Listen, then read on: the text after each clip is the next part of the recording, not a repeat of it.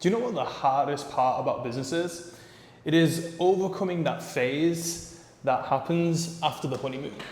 So the honeymoon phase is where basically you've just got the idea for your business, or you've just started the business. You've probably bought a course or a coaching program that's teaching you to build this business, and you get super excited about the money you're gonna earn, the life you're gonna live, and you can really see it in your mind, and you're enthusiastic and you have all this energy to go and go after the goal. But the hardest part is about overcoming what happens after that. Because after that comes the reality check that business is actually kind of hard, and it's a lot harder than a lot of us anticipate it's going to be. And that could be for a few different reasons. Usually it's because what was sold on the internet about how easy it is to build a business isn't true, because building a business is hard. But what comes after the honeymoon phase is that realization, that reality check. And usually it comes with a lot of demotivation, a lot of procrastination. Maybe you have, started doing outreach for your agency, and you're 1 month in, 2 months in, and you haven't signed a client yet. Yet you've been sending, hundreds of cold DMs a week, and you've been sending thousands of cold emails. Maybe you had an idea for a brand or an e-commerce business, and you launched the store, and you're running Facebook ads, but it's been 3-4 months and you can't get them profitable. Or maybe you haven't even got to the point where you're launching yet because it was harder than expected to actually source and find a great product.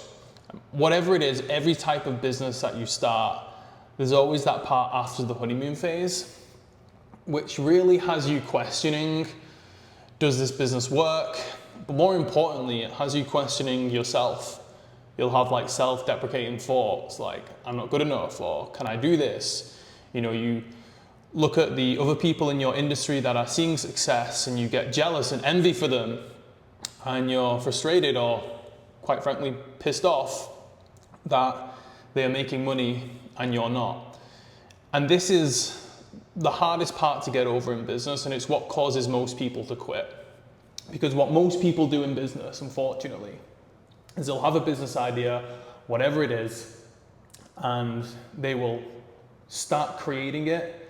They might even launch it, but then after a few months of it not being profitable or it not working, they will give up and they'll start procrastinating. They'll start going back to the life that they had before, that they tried to escape from, and they'll start justifying maybe why that life isn't that bad. Oh, my job's not that bad. Oh, my social life isn't that bad. Oh, they'll start to justify the decision to quit.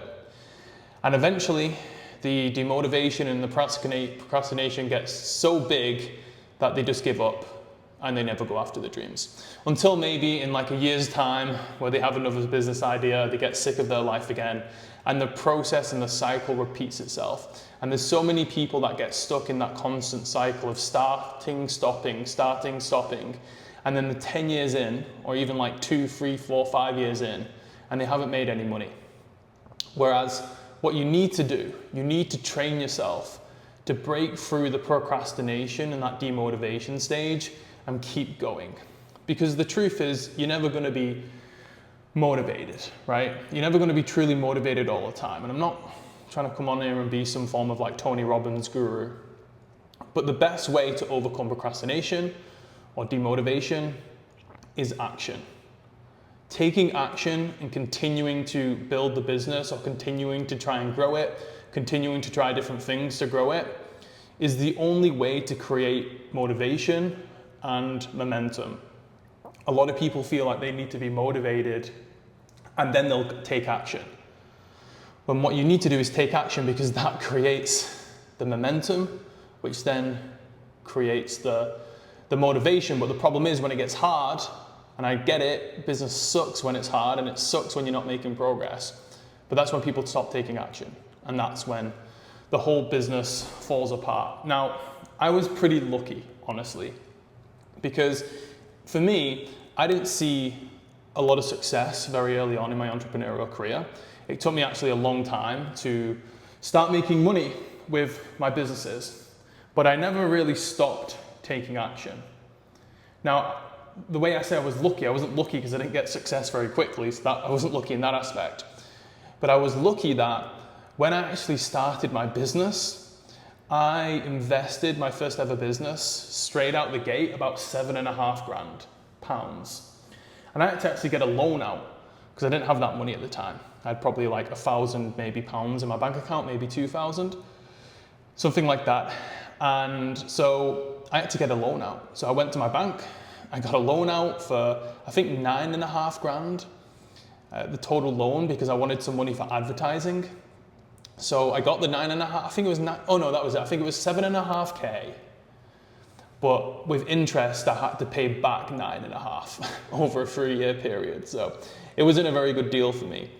But basically, within my first 12 months, I obviously took the loan out, 9.5 grand, spent that on the business. And then over the next 12 months, I spent a further 10-ish grand. So all in all, in my first 12 months, I spent around 20K on the business. And I probably made about 2K back, right? So you don't have to be a mathematician to understand that that's not a very good ROI, right? I'm not making much money there. Well, no, I lost about 18 grand in my first year.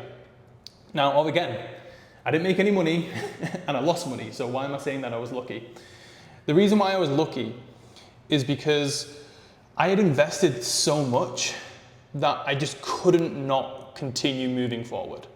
Like after 12 months losing all that money, I couldn't not continue building the business. Like I had to make it work. My ego or just pride, or I was going to be embarrassed if I'd invested all that money and lost it all. Like I just couldn't, I didn't have the money. So like it was just, I just couldn't fathom giving up. Like I had to make it work. And maybe when I got my 20 grand back, then I could decide to myself like, okay, do I want to continue doing this?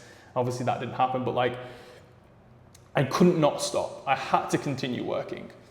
Whereas that's why I was lucky, because I had to invest so much as a beginner that I had no option other than to continue past that demotivation phase. Whereas a lot of people get started in the online journey and they're just trying to learn for free on YouTube.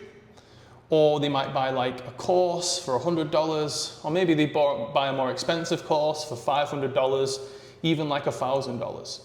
And I'm not saying you have to go and spend a load of money on courses and coaching as a beginner, because it's not a very wise decision for someone to go out and take out like a 9.5K loan. But I know for a fact that 2 to 3 months in of that first business, if I had only invested £1,000, if I'd have invested $500, if I had invested $100, if I was learning for free on YouTube, there's no way I would have continued taking action.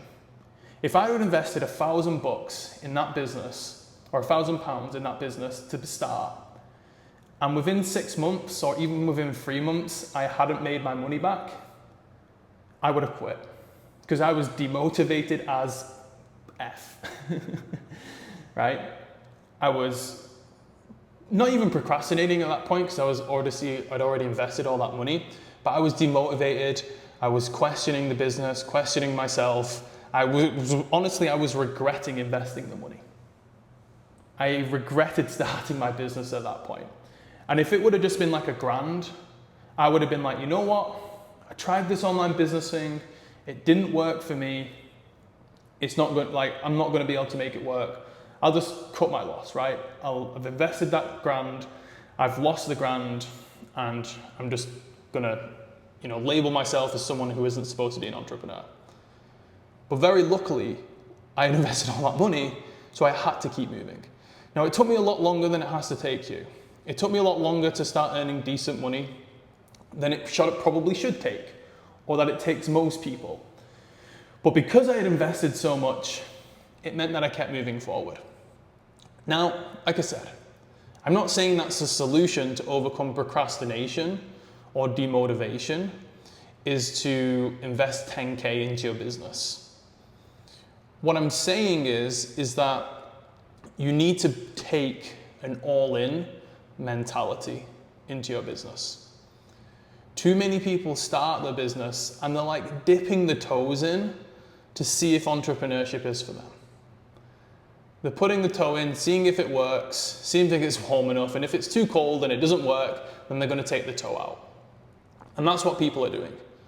They are starting a business, but they're not going all in. They're starting a business on the side, and they're going to test it out to see if it works, and then if it doesn't, in 3 or 4 months, they'll stop and they'll quit. But that's a big problem, because if you take that mentality into the business, then you are never going to succeed. And if you're not going all in, if you're not committed fully to making it work, then you're not going to make it work because it's hard. Like I said, a few months into business, you're probably not making money. You're probably off that honeymoon phase. The excitement's gone. The enthusiasm's gone. And you have to continue doing shit that you don't want to do, or continue doing stuff that isn't making you money right now in the hope that it will.